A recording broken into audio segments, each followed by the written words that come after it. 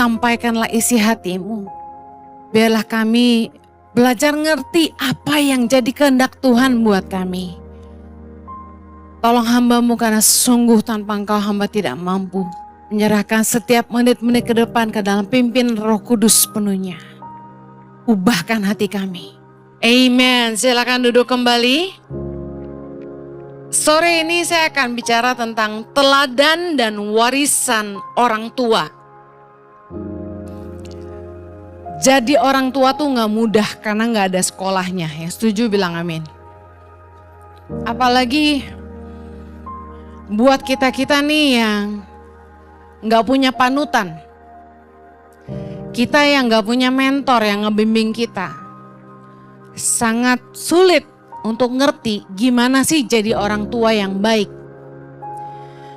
Tapi bersyukur ada firman Tuhan yang jadi pegangan dan Tuhan itu jadi Bapa yang baik buat kita. Amin. Saya terlahir di keluarga yang tidak harmonis. Gak punya figur papa yang baik. Saya gak punya panutan dalam pernikahan orang tua maupun mertua. Ya, saya dan suami benar-benar learning by doing. Bahkan sempat di masa kami masih remaja sampai kami dewasa, sampai kami nikah, kami digembalakan oleh sepasang suami istri yang rumah tangganya gak harmonis. Ya, bahkan jadi sulit sekali untuk ngerti gimana sih jadi orang tua yang baik gitu. Saya ngerti banyak juga di antara kita mungkin ngalamin sama seperti kami gitu.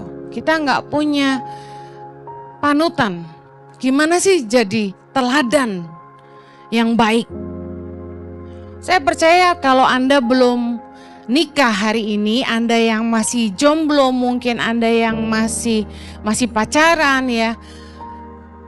Pelajaran ini penting supaya hidup kita tuh bisa jadi teladan buat banyak orang.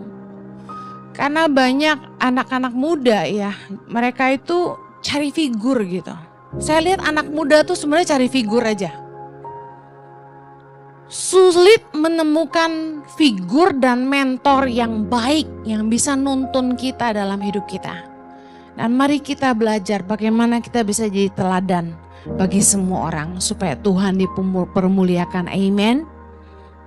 Hal pertama yang Tuhan lakukan dalam hidup saya adalah memulihkan figur seorang ayah yang baik. Karena saya tidak dibesarkan dengan figur ayah yang baik, saya tidak mengerti kasih Bapa. Mazmur 27 ayat 10. Sekalipun ayahku dan ibuku meninggalkan aku, namun Tuhan menyambut aku. Ini ayat pertama yang Roh Kudus bisikkan di telinga saya. Pertama kali saya kenal Tuhan, tahun 94. Amazing bagaimana kita mesti pulih dulu. Harus ngerti bahwa kita punya Bapa di sorga yang mengasihi kita. Katakan Bapa mengasihi saya. Raja Daud punya pengalaman yang gak baik dalam parenting orang tuanya. Dia dibedakan. Papa mamanya enggak terlalu sayang dia. Orang tuanya lebih bangga sama kakak-kakaknya. Tapi Daud dipulihkan Tuhan dan dia berkata, sekalipun ayahku dan ibuku meninggalkan aku, namun Tuhan menyambut aku. Meskipun kita punya orang tua yang gak sempurna, kita bersyukur kita punya Tuhan yang jadi Bapa dalam hidup kita. Amen. Mari belajar jadi orang tua yang bisa jadi teladan. Saya akan bahas tentang keteladanan orang tua dulu. Orang tua itu dihormati karena keteladanannya. Satu kali dalam sebuah funeral, saya menghadiri sebelum pemakaman tuh ada ibadah duka ya, tutup peti. Di situ kita bisa lihat apakah seorang ayah yang meninggal dunia telah menjadi teladan atau tidak bagi anak-anaknya. Karena di hari itu anak-anaknya akan bersaksi tentang papahnya. Satu kali saya hadir di situ dan anak laki-laki ambil mic dan ngomong bagaimana papahnya adalah seorang papa yang luar biasa. Papa yang sangat sayang istri dan anak-anaknya. Papa yang kerja keras untuk mereka. Papa yang sudah prepare untuk sekolah mereka sampai kuliah. Dan di situ mereka nangis karena kehilangan papa yang begitu baik. Dan saya bersyukur sekali meskipun papahnya meninggal di usia muda, ya sekitar umur 40-an belum 50. Wah itu tragis ya, anak-anaknya masih sangat butuh dia. Tapi luar biasanya meskipun umurnya tidak terlalu panjang, dia meninggalkan keteladanan yang luar biasa. Kenapa banyak pria-pria hari ini gagal jadi suami yang baik? Kenapa banyak pria-pria gagal jadi papa yang baik? Karena mereka tidak punya figur papa yang baik. Seperti tadi saya bilang, jadi orang tua tuh gak ada sekolahnya. Nah, kita mesti ngerti kalau kita mau dihormati sama anak-anak kita mau dihormati sama bawahan kita mau dihormati sama anak-anak rohani kita harus jadi teladan buat mereka. Katakan saya harus jadi teladan. Banyak orang berpikir kita harus mendidik anak-anak kita dengan cuma ngajarin terus keras gitu ya, tegas, galak. Padahal yang paling penting adalah keteladanan. Karena didikan seorang ayah tanpa keteladanan adalah kemunafikan. Gak heran anak pendeta banyak yang bandel. Why? Saya dulu gak mau jadi pendeta. Kenapa tau gak? Image pendeta tuh jelek banget di hati saya. Why? Waktu saya masih remaja sampai saya kuliah di Australia, teman-teman saya yang anak pendeta itu bandel-bandel. Dan ketika papanya khotbah nih ya, anaknya itu ngenyek. Ngomong doang lu. Teori lu palsu gitu loh. Aduh, dalam hati saya, jangan sampai gue kawin sama pendeta, jangan sampai gue jadi pendeta. Kejadian loh. Makanya jangan suka bilang amit-amit. Beneran nikah sama pendeta, beneran jadi pendeta. Dulu kalau saya khotbah keliling, saya selalu bilang gini, saya bukan pendeta, saya hamba Tuhan.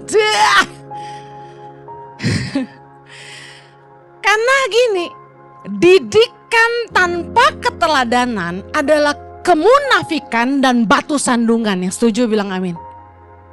Berapa banyak pendeta cuma pintar khotbah tapi gak melakukan apa yang dia khotbahkan. Kemudian jemaat kecewa dan akhirnya meninggalkan gereja. Makanya selalu saya ngajarin teman-teman hamba Tuhan, khotbahkan yang kamu lakukan. Jangan pernah ngajarin yang kamu gak hidupin. Karena itu akan jadi bumerang buat kamu. Teladan hidup seorang ayah adalah panutan bagi anak-anaknya. 1 Timotius 3 ayat yang keempat. Seorang kepala keluarga yang baik, disegani dan dihormati oleh anak-anaknya. Saya mau ngomong dulu tentang ayah nih gitu. Karena figur bapak itu penting dalam hidup semua anak. Anak-anak yang gak punya figur bapa yang baik cenderung lemah dalam pergaulan. Mereka jadi terlibat free sex, narkoba karena gak punya figur bapa. Maka Tuhan aja kita panggil bapa, bukan mama. Karena figur bapa sangat penting. Teladan hidup seorang ayah itu yang jadi panutan buat anak-anaknya. Seorang kepala keluarga yang baik. Disegani, bukan ditakuti. Dan dihormati oleh anak-anaknya. Kenapa banyak anak yang gak hormat sama papahnya? Karena papanya gak jadi teladan buat mereka. Sesederhana itu sih. Papa yang selingkuh, papa yang malas, papa yang gak mau kerja, papa yang ngomong jorok. Baru kemarin saya diceritain, ada anak kecil itu sama pembantunya kasar banget. Kalau ngomong tuh jorok, anak kecil di bawah 5 tahun. Ternyata cerita punya cerita, dia niru papanya. Karena papanya suka maki-maki. Papanya kalau sama pegawai kasar. Jadi anak itu lihat orang tua. Lebih baik kita dihormati daripada kita ditakuti. Yang setuju bilang amin. Disegani itu beda. Orang segan sama kita karena gini, kamu jadi pemimpin yang jadi teladan. Kamu membuktikan apa yang kamu katakan. Kalau kamu cuma bisa perintah-perintah orang, kamu sendiri kamu kerja, kamu gak jadi teladan gitu loh.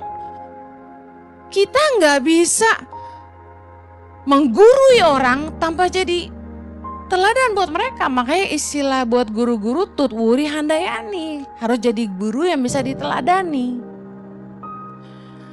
1 Timotius 3 ayat 12 bilang gini, diaken haruslah suami dari satu istri dan mengurus anak-anaknya dan keluarganya dengan baik. Anda kalau mau jadi teladan buat anak-anakmu sederhana. Jadilah ayah yang mengasihi istri. Jadilah papa yang mengasihi anak-anak. Jadilah papa yang tanggung jawab. Jadilah papa yang perkataannya sopan. Jadilah papa yang takut Tuhan. Berapa kali orang tua nyetir, langgar lampu merah. Anak bilang apa? Papa, itu lampu merah. Coba Anda mau coba apa? Coba? Bingung kita. Masa kita mau bilang ini? Gak apa-apa nak, sekali-kali. Oh, kalau suami saya pintar. Dia bilang gini, masih kuning.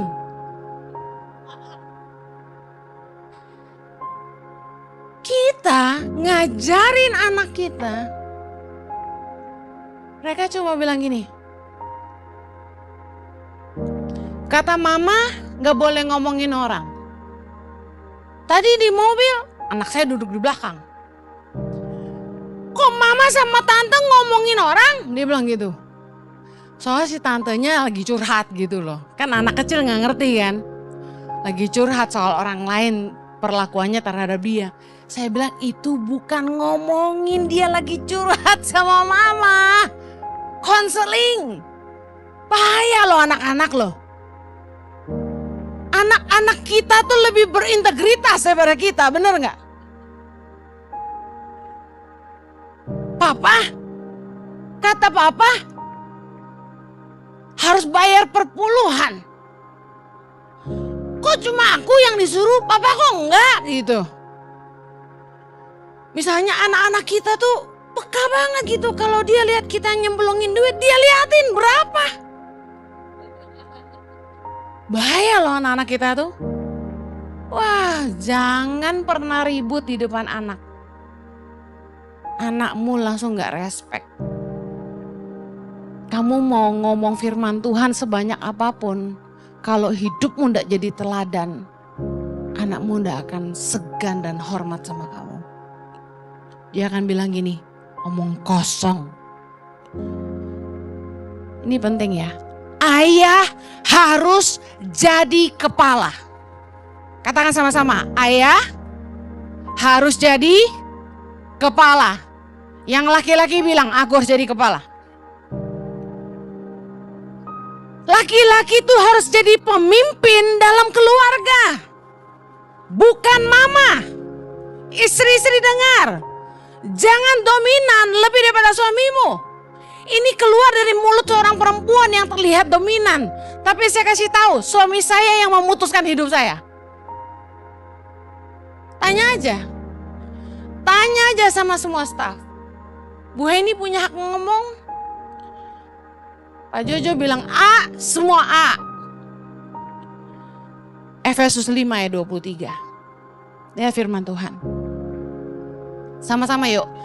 Karena suami adalah kepala istri. Ulangi. Karena suami adalah kepala istri. Sama seperti Kristus adalah kepala jemaat. Dialah yang menyelamatkan tubuh. Kalau keluargamu mau selamat, ayah harus jadi kepala.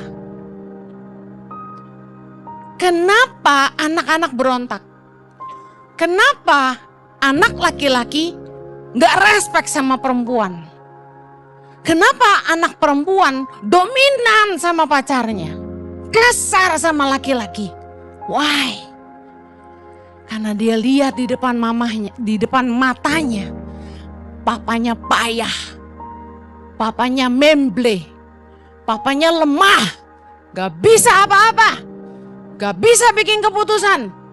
Siapa yang jadi kepala di rumah? Mother knows best. Gitu kan? Kayak Rapunzel. Apa-apa mama, apa-apa mama. Saya ngomong ini, saya lahir dari seorang mama yang dominan. Dominan mentok. Saya juga dominan. Saya lahir itu di keluarga yang saya harus bisa mandiri. Umur 18 tahun saya sudah harus kerja sendiri. Umur 11 tahun saya udah harus nyuci baju sendiri. Nggak ada orang tua. Hukum rimba berlaku di hidup saya. Siapa yang kuat dia bertahan. Bayangkan, saya tuh harus bikin keputusan sendiri sejak umur 11 tahun. Karena gak ada yang ngarahin saya. Gak ada yang kasih tahu saya ini baik, itu buruk. Harus ke kanan atau ke kiri, gak ada. Saya besar itu kayak binatang, alami aja. I fight, I win, gitu kan. Jadi saya kasih tahu, kalau bukan karena Tuhan, saya ini gak tahu apa-apa. Tapi Roh Kudus menuntun hidup saya, mengajar saya banyak hal. Ketika saya ngerti kebenaran bahwa suami harus jadi kepala. Saya ini perempuan yang sombong aslinya. Saya tuh pikir dulu saya lebih pintar dari suami saya.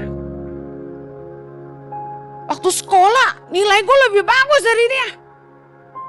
Kuliah aja assignmentnya gue yang bikinin. Jadi harusnya nilainya buat saya. Tapi khotbah pintaran dia gitu kan. Firman Tuhan lebih hafal Jojo. Cuma bahasa Inggris aja yang jadi masalah buat dia. Karena kita kuliah di luar negeri kan. Sedangkan saya berbahasa Inggris dari kecil. Jadi bikinin assignment. Sampai pagi 2. Tiap ada assignment 2 gue bikinin. Untung punya pacar jago bahasa Inggris dia. Tapi investasiku gak sia-sia loh sayang. Kamu jadi suamiku, haleluya. Nah, saya tuh aslinya dominan banget karena terlatih dari umur 11 harus bisa mandiri dan bikin keputusan. Saya gak bisa tanya siapa-siapa. Mohon maaf ya, pertama kali saya datang bulan, gak ada yang kasih tahu saya mesti gimana. Separah itu. Jadi saya terlatih bikin keputusan sendiri. Tapi ketika saya menikah sama anak mama, yang apapun maunya diurusin. Cucok sebenarnya. Cucok nggak? Cucok banget. Satu, jiwa mama. Ngurusin orang. Karena saya punya kokoh laki-laki, punya adik laki-laki kandung. Dari kecil mama papa nggak ada, saya yang ngurus mereka. Mereka kalau sakit saya kompresin, saya nggak tidur sampai pagi, saya duduk di kursi. Ketiduran. Padahal besok masih sekolah. Karena saya sayang sama adik sama koko saya. Saya belajar masak supaya bisa kasih makan mereka. Jadi saya terbiasa ngurusin koko sama adik. Tapi ternyata Tuhan punya rencana yang luar biasa. Karena hari ini saya jadi mama buat 7.500 anak-anak Indonesia. Haleluya. God is good. Jadi ketemu anak mama sama jiwa mama. Cucok meong. Tak urusin sama aku. Bener gak? Mau makan sayang? Nih ya. Tadi kan Bapak Ibu lihat saya telat masuk ke dalam ruangan ibadah kan? Tahu gak ngapain? Manasin makanan dulu buat suamiku. Dia belum makan, saya juga belum loh. Gak apa-apa. Saya senang hari ini celana saya udah balik lagi ke size sebelumnya. Haleluya. Masih satu size lagi. Nah, saya ngurusin suami saya sampai istilah firman Tuhan seperti Potifar. Diurusin Yusuf sampai tidak ada lagi yang perlu diurus sama Potifar selain daripada makanannya sendiri. Lah, Jojo makanannya aja diurus Henny. Apalagi yang lain-lain gitu kan. Haleluya. Saya ngurusin suami banget. Sampai Bapak angkat saya di Australia itu geleng-geleng. Jojo, lu mau makan ambil nasi sendiri. Dibilang gitu sama papa angkat saya. Saking dia gemes. Tiap kali makan yuk. Saya panggilin anak saya sama suami saya. Mereka langsung duduk manis. Deng. Kenapa? Kebiasaan diurus. Ambilin nasi semua. Ayo makan. Nah, otomatis dominan gak saya? Tak atur aku waktu nih. Kamu jangan gitu dong. Kamu gini dong. Wah, awalnya waktu masih pacaran, dia nurut sama saya loh. Tak marahin itu cengeng ya. Waktu pacaran saya inget, saya ancam, putus aja lu sama gua. Nangis dia. SMA tuh. Terus dia dimarahin sama mamanya. Ngapain kamu nangis diputusin Henny? Nah, saya belajar. Ketika dia makin dewasa, saya doain satu hal. Ini jawaban doa saya dijawab Tuhan. Saya doa gini, Tuhan kasih Jojo tuh wibawa ilahi. Nih istri-istri, doain suamimu yang memble. Tuhan kasih suamiku tuh wibawa ilahi. Tiba-tiba bablas doanya, kebanyakan. Jadi galak. Bukan cuma berwibawa, jadi dominan mentok. Tahun 2020 di tes foto karakter, merahnya 6. Kalau yang ngerti foto karakter pasti paham maksud saya. Merah 6 itu udah tertinggi untuk orang dominan. Kayak Hitler gitu, merahnya 6. Ini never say no sama Pak Jojo ya. Kalau Anda kerja sama Pak Jojo itu tidak menerima kata tidak bisa. Jadi saya akhirnya kaget. Gue biasa ngurus dia gitu kan ya. Gak tahu kenapa jadi galak gini. Marah-marahin saya terus gitu. Ada satu waktu dalam pernikahan kami itu nightmare. Saya dibentuk Tuhan untuk tunduk sama suami. Nah, mama yang dominan adalah teladan yang salah buat anak-anak. Papa yang gak bisa apa-apa adalah teladan yang salah buat anak-anak. Anda kalau ada yang keadaannya saat ini seperti itu, yuk istri-istri bertobat, rendahkan hatimu. Suami-suami bangkit dan jadi laki-laki. Amen. Galak gak perlulah, kadang-kadang perlu. Tetapi kasar gak boleh. Nah, saya bersyukur dalam pembentukan itu, Jojo jadi kepala, dia yang ngatur rumah tangga kami. Anak mau kuliah di mana harus ngomong sama dia.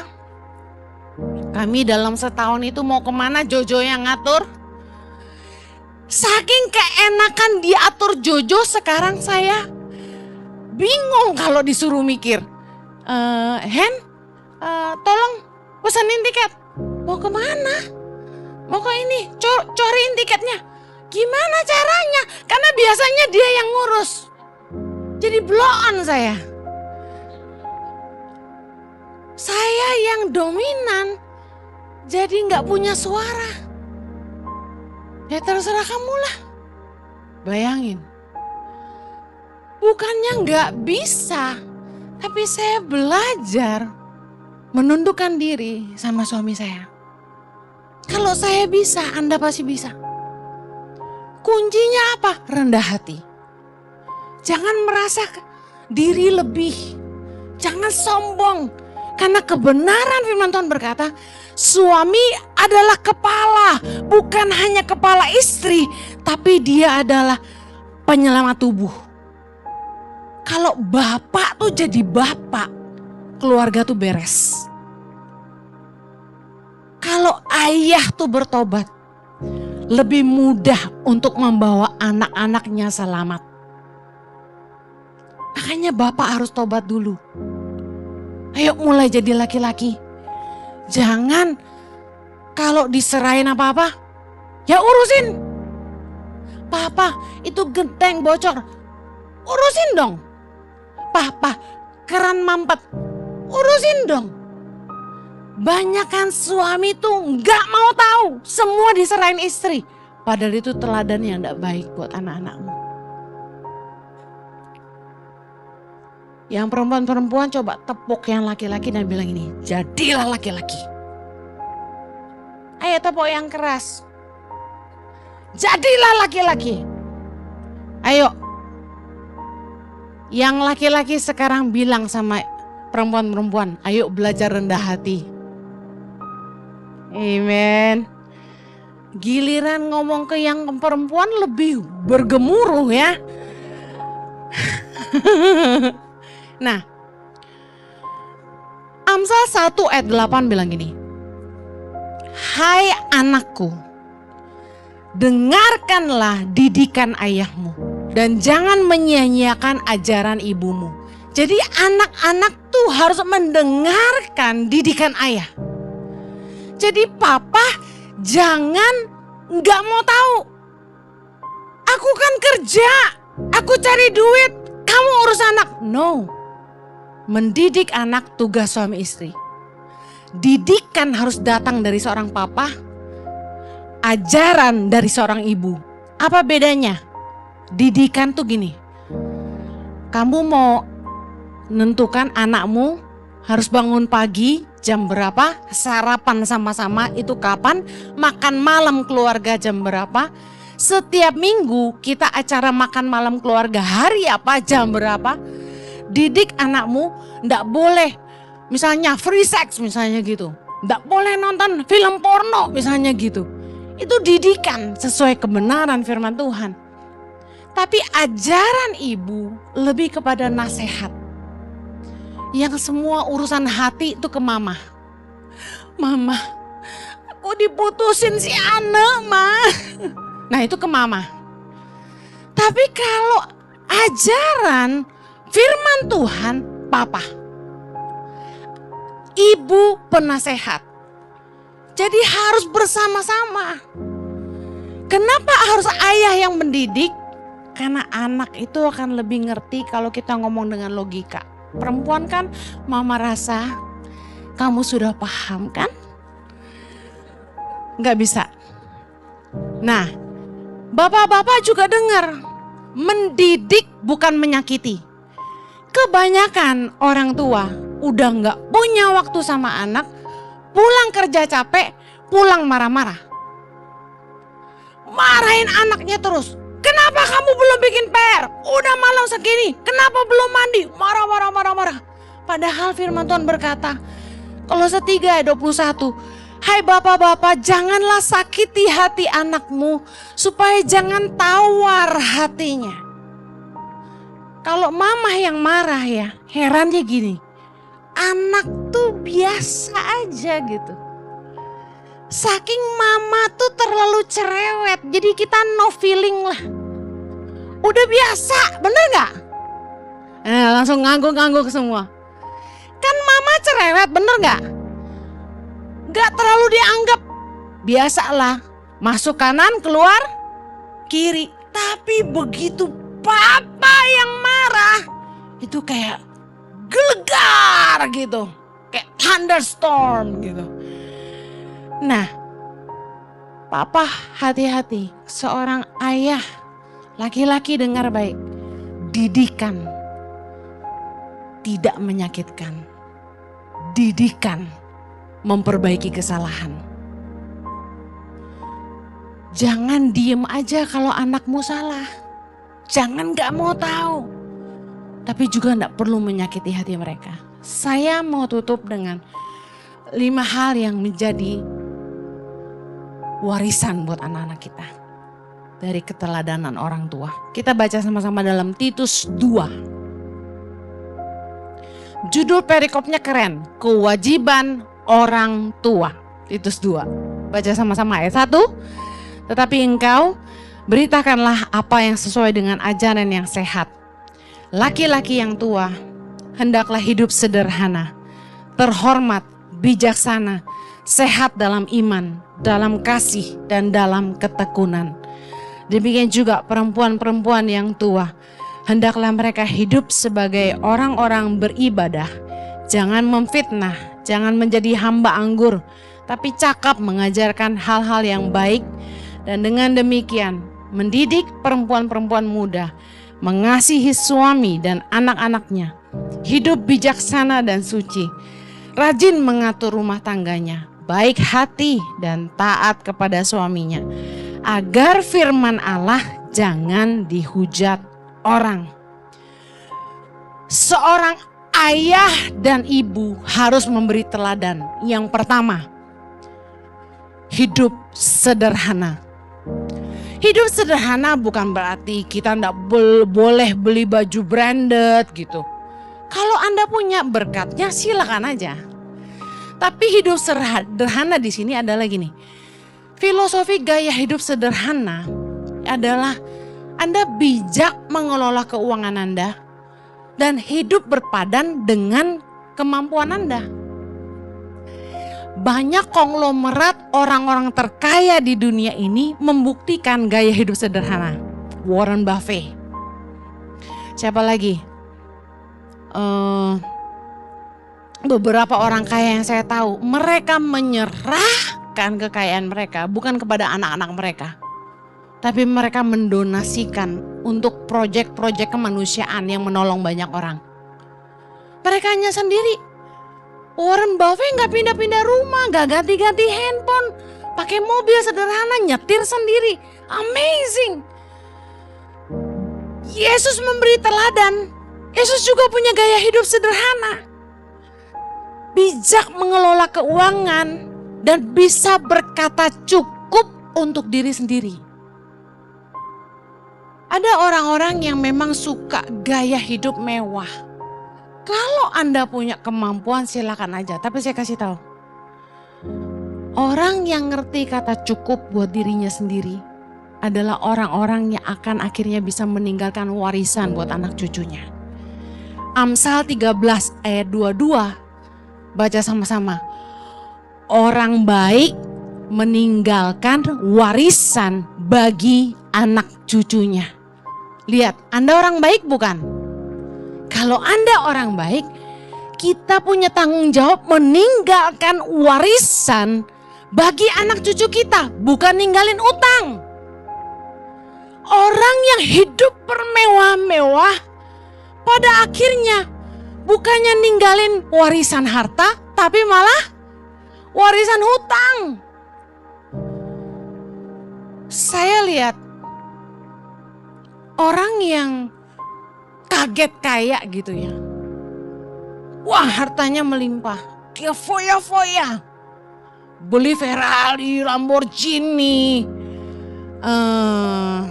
Mustang, Maserati, beli pesawat, beli helikopter, rumah banyak sana sini. Kelihatannya hebat. Betul nggak? Kita pikir apa? Wah, keren nih, ninggalin warisan nih pasti buat anak cucunya. Betul? Guess what? Saya konseling ibu dari istri dari suami yang kaya raya yang punya semua itu. Nangis. Why? Ternyata suami saya banyak hutang, Bu. Orang yang gaya hidupnya terlalu mewah pada akhirnya akan melampaui kemampuannya. Orang yang tidak ngerti kata cukup dan semasa hidupnya hanya bermewah-mewah, pada akhirnya gak mikirin anak cucunya. Pak Jojo pernah khotbah beberapa minggu lalu menyetel sebuah video tentang bagaimana seseorang itu dapat lotre itu loh. Mendadak kaya, ada yang nonton di sini? Ya, beberapa. Tiba-tiba jadi miskin, jadi tukang sampah. How? Karena dia cuma fokus berfoya-foya untuk dirinya sendiri.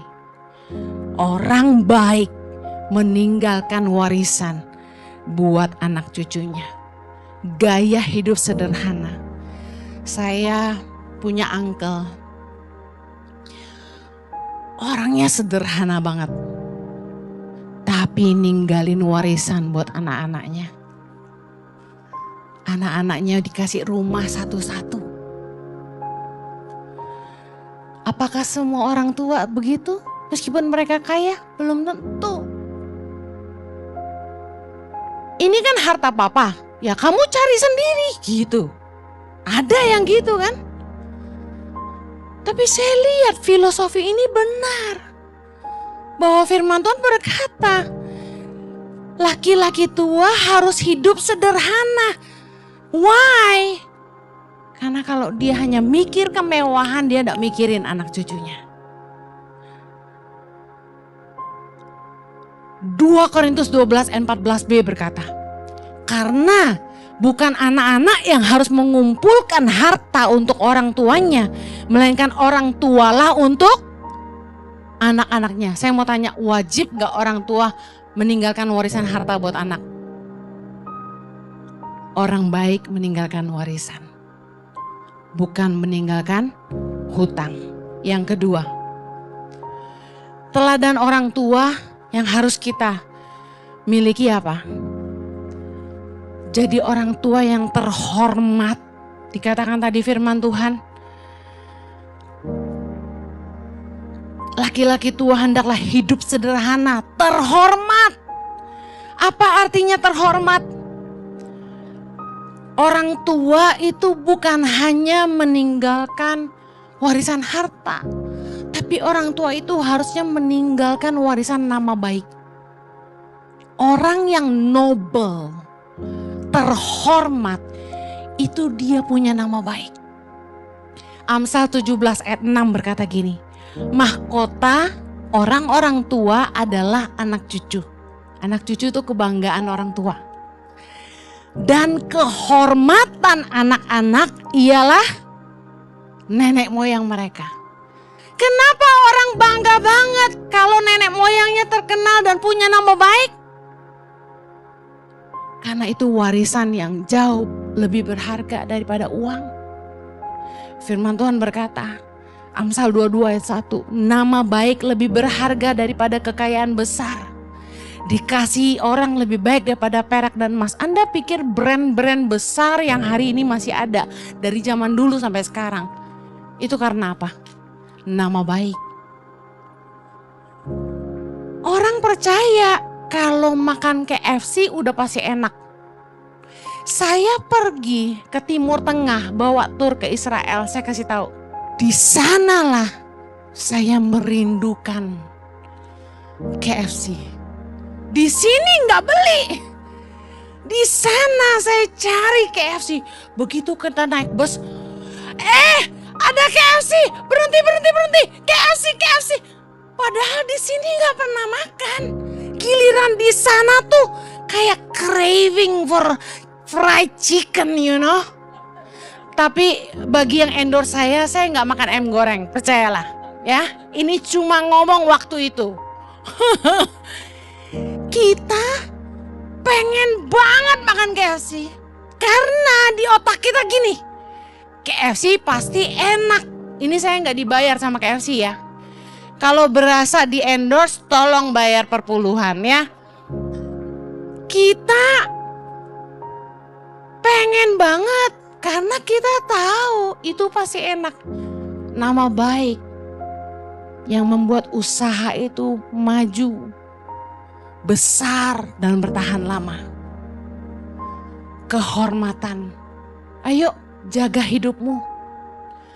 Jangan jadi laki-laki yang hidupnya gak bertanggung jawab, yang mempermalukan istri dan anak cucumu.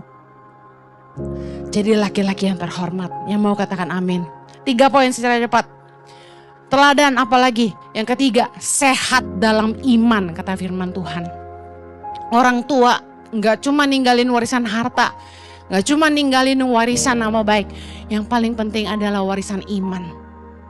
Harta bisa hilang, tapi orang yang takut akan Tuhan yang akan diberkati. Teladan iman itu orang tua yang hidup dalam kebenaran. Gimana anak-anak kita bisa dapat warisan teladan iman? Adalah ketika dia lihat orang tuanya hidup dalam kebenaran. Mazmur 112, bahagia orang benar.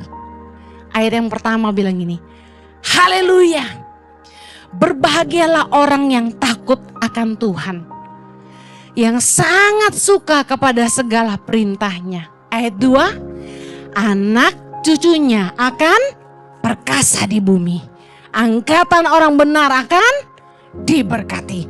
Harta dan kekayaan ada dalam rumahnya, kebajikannya tetap untuk selamanya.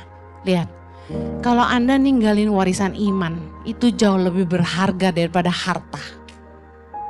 Karena anak-anakmu yang hidup takut akan Tuhan, pasti diberkati Tuhan. Yang percaya katakan amin. Yang keempat, teladan dalam kasih. Orang tua bukan cuma ninggalin warisan harta, tapi warisan kasih. Jadilah orang tua yang bisa ngasih teladan kasih di depan anak-anaknya. Gimana caranya? Contoh, ketika papa sayang sama mamahnya, anak lihat. Ketika mama sayang sama suaminya, sama anaknya, dan mama selalu sayang sama pembantu-pembantunya, memperhatikan orang-orang lemah, itu warisan kasih. Ketika konflik terjadi dalam rumah tangga, tapi suami istri bisa saling mengampuni dan terus saling mengasihi, itu warisan kasih. Itu teladan kasih. Anak-anak kita pada akhirnya akan mengerti bahwa tidak mungkin dalam pernikahan gak punya konflik. Tapi bagaimana dia lihat papahnya bisa minta maaf sama mamanya. Dia lihat bagaimana mamahnya bisa mengampuni papahnya. Itu teladan kasih. Bagaimana mamahnya bisa memberi belas kasihan buat orang lemah. Saya saksikan hidup saya.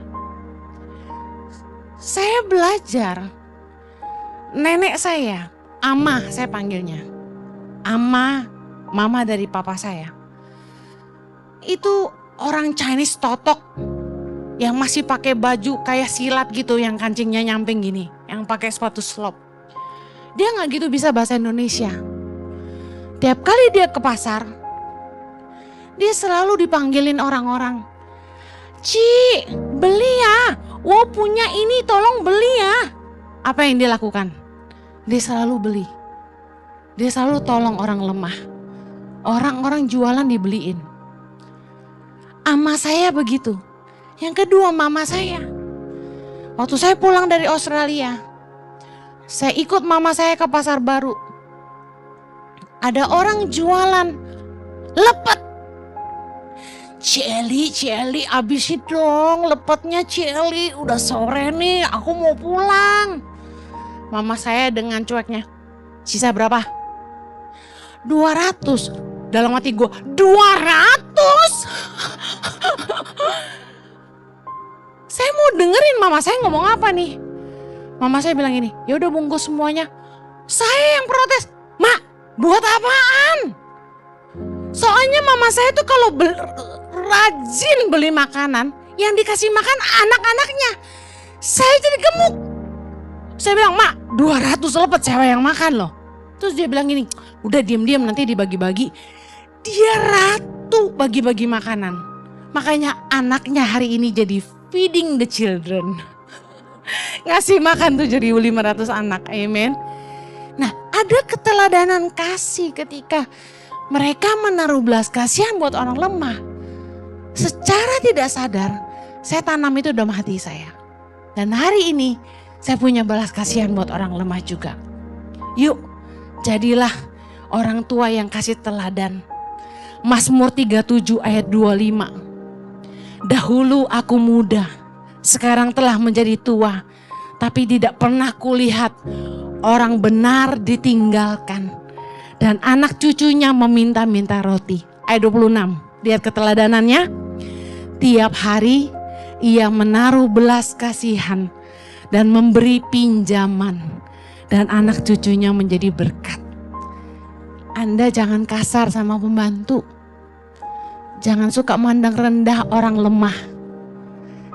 Berbelas kasihanlah. Anak-anakmu akan belajar keteladanan kasih dari hidupmu. Amin. Yang terakhir, jadi teladan dalam ketekunan. Dikatakan tadi, laki-laki yang tua harus tekun. Anak-anak kita akan lihat orang tuanya rajin kerja, bangun pagi.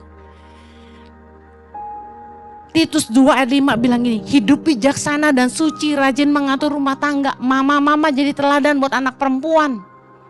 Kenapa anak perempuan ada yang sampai males, gak mau ngurus rumah tangga, susah bangun pagi. Karena mamanya gak jadi teladan. Saya mau saksikan soal kakak saya. Hari ini dia punya anak perempuan nomor 1. Sambil kuliah dia kerja. Koko saya bukan orang susah, tapi dia didik anaknya. Anak yang pertama, dia kerja di airport. Ngapain? Kan masih kuliah nih. Belum aja ijazah. Dia yang jemput penumpang-penumpang tua atau cacat dari pesawat untuk naik kursi roda ya. Kalau di sini mah gajinya kecil lah, kalau di Australia kan gede ya. Sejam bisa 30-an dolar. Nah, dia disiplin banget anak ini. Bangun jam 4 pagi. Siapin sarapan sendiri. Dia mandi, dandan, bikin sarapan. Dia pagi-pagi udah jalan ke kereta api, kerja, pergi ke bandara. Tiap pagi, belum lagi kuliah, belum lagi harus bikin assignment. Dia sekolah desain grafis. Saya lihat dia, ingat koko saya. Kenapa? Koko saya orang yang sangat disiplin. Selalu bangun pagi, biarpun suka nonton bola sampai pagi. Gak pernah terlambat ke kantor. Selalu early to work. Disiplin dan excellent dalam pekerjaan. Saya kasih tahu, kalau Anda ingin anak-anakmu jadi orang-orang yang punya karya yang baik. Punya anak-anak yang membanggakanmu. Anak-anak yang tekun, kerja keras. Kita harus jadi orang tua yang memberikan teladan yang sama. Yang mau katakan amin. Mari jadi teladan dan warisan buat anak-anak kita. Mari kita berdoa. Bapa di sorga, tolong kami supaya kami belajar jadi orang yang lebih baik ke depan. Jadi orang-orang yang jadi teladan buat orang-orang di bawah kami. Jadi orang tua yang jadi teladan buat anak-anak kami. Kami belajar dari kesalahan orang tua kami, kesalahan orang-orang di atas kami. Kami mau belajar dari kesalahan mereka dan kami mau jadi lebih baik hari ini. Bukannya kami trauma punya anak, tapi kami mau belajar jadi orang tua yang lebih baik. Supaya kami menghasilkan generasi yang lebih baik ke depan. Tuhan, kami bersyukur. Berkati anak-anak-Mu dalam pernikahan mereka. Tuhan, satukan setiap rumah tangga yang mungkin konflik, ribut. Biar kasih-Mu memulihkan mereka. Biarlah setiap kami boleh jadi teladan buat anak-anak kami. Ada hikmat Tuhan yang memampukan kami. Di dalam nama Yesus yang diberkati Tuhan. Sama-sama kita katakan. Amen. Tuhan berkati. Have a blessed day.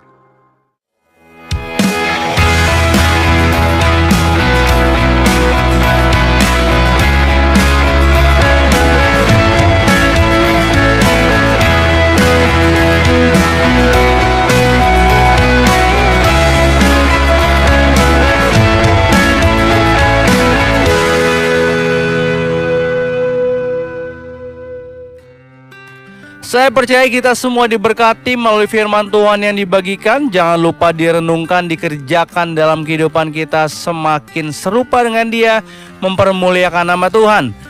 Bagi Bapak Ibu Saudara yang ingin mensupport setiap pelayanan Yayasan Tangan Pengharapan maupun Impact Community Indonesia, Anda dapat memberikan persembahan ataupun donasi melalui scan QR Code yang ada atau melalui via transfer dengan nomor rekening yang tersedia. Dan kami mengucapkan terima kasih buat setiap support Bapak Ibu Saudara. Terus jadi perpanjangan tangan Tuhan sehingga banyak yang merasakan kasih Tuhan melalui setiap program yang diadakan di Tangan Pengharapan maupun di Impact Community Indonesia. Anda bisa mendapatkan koleksi terbaru dari Positive by YTP yaitu Independence. Ada dua pilihan warna coklat dan juga ada warna hitam. Juga seperti yang saya kenakan. Bahkan ada crop top dan juga ada kaos biasanya. Dapatkan segera karena seperti yang Anda tahu bahwa setiap pembelian Bapak Ibu Saudara, keuntungannya digunakan untuk makanan bergizi dan pendidikan gratis bagi anak-anak pedalaman di Tangan Pengharapan. You buy means you donate. Untuk informasi lebih lanjut, Anda dapat menghubungi call center merchandise Tangan Pengharapan di 0813 1100 5568. Dan untuk pembelian melalui Shopee dan Tokopedia dengan kata kunci pencarian Tangan Pengharapan. Bagi Bapak Ibu Saudara yang ada di Jakarta sekitarnya, Anda bisa datang langsung ke store merchandise Tangan Pengharapan yang berlokasi di Mall of Indonesia lantai P3. Pencarian Google mengetik Gereja Impact Community Indonesia. Mari bergabung bersama dengan kami dalam ibadah online Saturday Service besok 27 April jam 7 malam waktu Indonesia Barat. Dan ibadah live streaming Minggu 28 April jam 10 pagi waktu Indonesia Barat. Dan kami mengajak Bapak Ibu Saudara bersama-sama dengan kami ikuti ibadah online Friday Service seperti hari ini setiap hari Jumat jam 7 malam waktu Indonesia Barat. Dan setiap Sabtu ibadah Saturday Service jam 7 malam waktu Indonesia Barat. Dan ibadah Minggu setiap hari Minggu jam 10 pagi waktu Indonesia Barat di YouTube channel Impact Community Indonesia dan juga Heni Kristianus. Dan kami juga mengundang bagi setiap Bapak Ibu Saudara yang ada di Jakarta sekitarnya bisa beribadah secara onsite tatap muka bersama dengan kami Gereja Impact Community Indonesia setiap hari Minggu jam 8, 10, 12, jam 3 dan jam 5 sore. ibadah disertai ibadah anak dan ibadah remaja. Dan bagi Bapak Ibu Saudara semua yang punya anak-anak muda juga, teman-teman semua bisa bergabung bersama dengan kami di Impact Youth yang ada secara online setiap Sabtu jam 5 sore di YouTube channel Impact Community Indonesia. Dan juga setiap minggunya ada secara onsite setiap hari Minggu jam 5 sore di Gereja Impact Community Indonesia di Mall of Indonesia lantai P3. Dan Gereja Impact Community Indonesia bukan hanya ibadah mingguan saja, ada komunitas yang kami beri nama Impact Family. Kami mengundang bagi Bapak Ibu Saudara yang ingin bertumbuh bersama-sama dengan kami, punya keluarga rohani yang saling support, saling mendoakan, saling mendukung satu dengan lainnya. Bapak Ibu Saudara bisa mendaftarkan diri Anda di 0811 9777 745. Anda bisa mendapatkannya secara online maupun secara onsite di Jakarta, Bandung, dan Surabaya. Dan akan diadakan baptisan air Sabtu ini besok 27 April 2024 jam 5 sore di Kelapa Gading, Jakarta Utara. Bapak Ibu Saudara masih terbuka untuk pendaftaran yang ada, silakan daftarkan diri Anda sekarang juga. Dan mari bersama-sama dengan kami dalam ibadah kenaikan Yesus Kristus hari Kamis 9 Mei bersama Pastor Yohanes, Pastor Henny Kristianus, Marlon Bolung, dan Ruth Siotang bersama dengan Ichi Worship tentunya. Dan juga ada special performance pastinya di 5 kali ibadah jam 8, 10, jam 12, jam 3, dan jam 5 sore di Gereja Impact Community Indonesia. Kami mengundang Bapak Ibu Saudara bisa beribadah bersama-sama dengan kami. Dan bagi Anda semua yang ingin memperdalam, belajar lebih lagi tentang firman Tuhan, Alkitab, ada Bible Study yang diadakan setiap hari Sabtu di minggu pertama dan ketiga. Kami mengundang Bapak Ibu Saudara bisa bersama-sama dengan kami memperdalam firman Tuhan, semakin mengenal Tuhan dan kehendak-Nya setiap Sabtu minggu pertama dan ketiga jam 9 pagi waktu Indonesia Barat secara online. Segera daftarkan diri Anda. Kami mengajak Bapak Ibu Saudara bisa mendownload Ichi Apps untuk mendapatkan kabar update terbaru tentang Impact Community Indonesia dan segala kegiatannya dengan kata pencarian ICI Mobile, Ichi Mobile pada mobile phone Anda. Dan juga terus ikuti kami di sosial media di Impact Community Indonesia di semua sosial media yang ada. Dan dapatkan kabar terbaru setiap pelayanan dan program yang ada dan jadi berkat di sana. Dan kami mengucap syukur buat Bapak Ibu Saudara yang terus mengikuti ibadah Friday Service hari ini. Mari kita satukan hati, kita berdoa.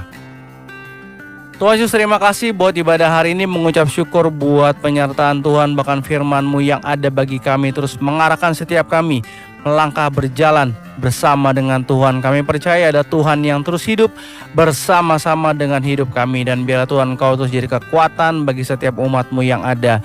Berdoa buat mereka yang terus mengambil bagian dalam setiap program yang ada, baik Tangan Pengharapan maupun Impact Community Indonesia.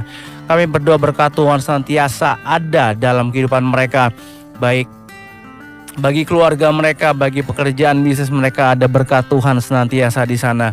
Bahkan berdoa Tuhan buat setiap umat-Mu yang ada dalam doa-doa yang mereka naikkan. Pemulihan terjadi dalam nama Yesus Kristus. Mereka yang rindu untuk pemulihan, baik kesehatan yang ada dalam terbaring dalam rumah sakit, ada di rumah istirahat, setiap obat-obatan, makanan, minuman yang dimakan jadi perpanjangan tangan Tuhan bagi kesembuhan mereka. Berdoa Tuhan mereka yang merindukan pemulihan hubungan yang ada, Tuhan yang pulihkan. Kami percaya Tuhan hubungan bisa pulih kembali dalam cintanya Tuhan. Bahkan mereka yang merindukan pemulihan secara ekonomi yang ada, kami berdoa Tuhan bukakan pintu berkat-berkat-Mu bagi setiap anak-anak-Mu yang ada, sehingga mereka bisa menyelesaikan setiap persoalan ekonomi mereka. Bahkan berdoa Tuhan bahwa mereka yang merindukan keturunan, pasangan hidup yang ada, kami serahkan dalam tangan Tuhan. Waktu yang terbaik Tuhan berikan, dan biar terus dalam waktu yang Tuhan berikan ada iman yang kuat, percaya akan setiap apa yang Tuhan rancangkan itu yang baik bagi kehidupan umat-Mu yang ada. Bahkan dalam setiap doa-doa yang ada, kami percaya ada Tuhan yang mendengarkan setiap kami. Berdoa buat Tuhan Impact Community Indonesia dalam segala sesuatu yang dikerjakan, juga Tangan Pengharapan.